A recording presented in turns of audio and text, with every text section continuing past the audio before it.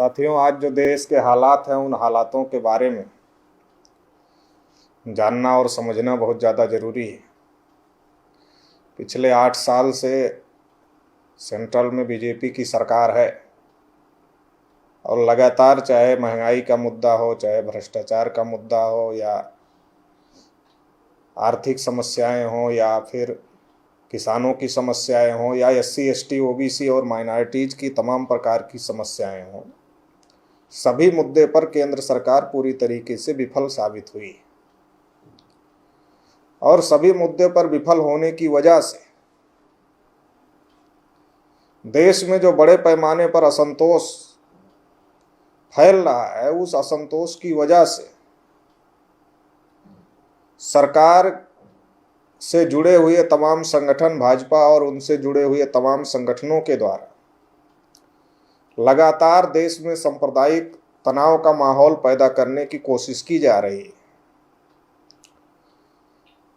और इस सांप्रदायिक तनाव की वजह से देश में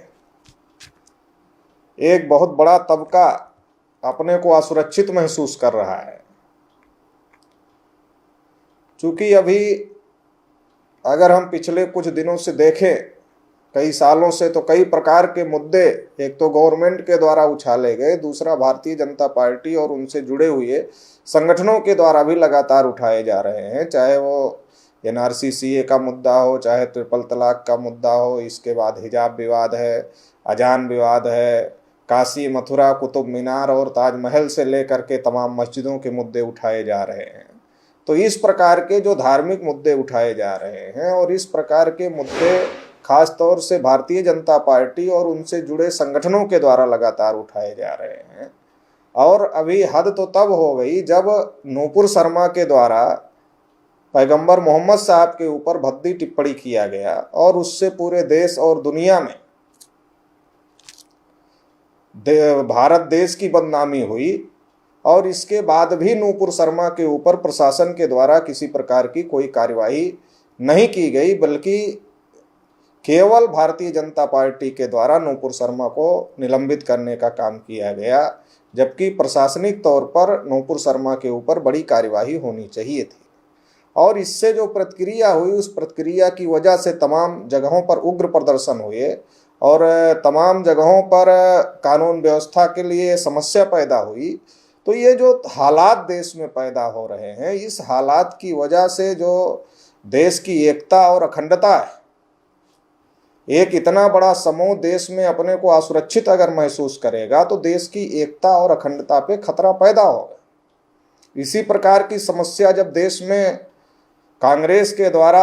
आज़ादी का आंदोलन चलाया जा रहा था, तो उस समय भी गांधी के द्वारा और कांग्रेस के ब्राह्मणों के द्वारा इसी प्रकार की समस्या पैदा की गई थी, इसी प्रकार का माहौल पैदा किया गया था। और इस माहौल की वजह से ही भारत का विभाजन हुआ था और पाकिस्तान बना था। तो दोबारा से उसी प्रकार की एक परिस्थिति निर्माण जो संघ परिवार और बीजेपी और उनसे जुड़े हुए संगठनों के द्वारा की जा रही है, ये देश के लिए घातक है, देश की एकता और अखंडता के लिए घातक है। इसलिए देश के जो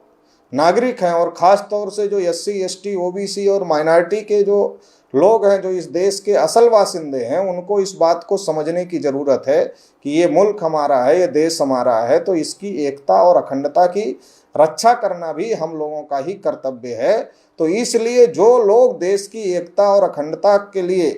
को खतरे में डाल रहे हैं, देश की एकता और अखंडता के लिए षड्यंत्र कर रहे हैं, साजिश कर रहे हैं, उनको बेनकाब करना बहुत ज़्यादा ज़रूरी है। और ये मैसेज भी पूरे देश में देना जरूरी है कि हम लोग देश की एकता और अखंडता पे किसी प्रकार का खतरा आने नहीं देंगे। तो इन तमाम बातों के लिए बहुजन क्रांति मोर्चा के द्वारा बहुजन क्रांति मोर्चा के राष्ट्रीय संयोजक माननीय वामन मेश्राम साहब ने 25 जून को भारत बंद का ऐलान किया है, भारत बंद का आह्वान किया है। देश की एकता और अखंडता की रक्षा के लिए राष्ट्रीय पिछड़ा वर्ग मोर्चा भी इस भारत बंद का जाहिर तौर पे समर्थन करता है। तमाम पिछड़े वर्ग के लोगों को देश भर में हमें अपील करना चाहते हैं 25 जून के दिन भारत बंद को पूरी तरीके से कामयाब बनाएं। और जो भी हमारे दुकान हैं, प्रतिष्ठान हैं, या हम नौकरी करते हैं जहाँ भी, तो उसको हम बंद रखेंगे। नौकरी करने वाले छुट्टी लेंगे, दुकान और प्रतिष्ठान चलाने वाले अपनी दुकान और प्रतिष्ठान को बंद रखेंगे। और इसके अलावा तमाम जो देश भर में राष्ट्रीय पिछड़ा वर्ग मोर्चा के कार्यकर्ता हैं, उनको भी हम ये कहना चाहते हैं कि इस भारत बंद का पूरी ताकत के साथ प्रचार प्रसार करें और संविधान के दायरे में रहते हुए शांतिपूर्वक तरीके से भारत बंद के लिए अपील करें और भारत बंद को सफल बनाने का काम करें, ताकि देश की एकता और अखंडता की रक्षा किया जा सके। बहुत बहुत आभार, धन्यवाद।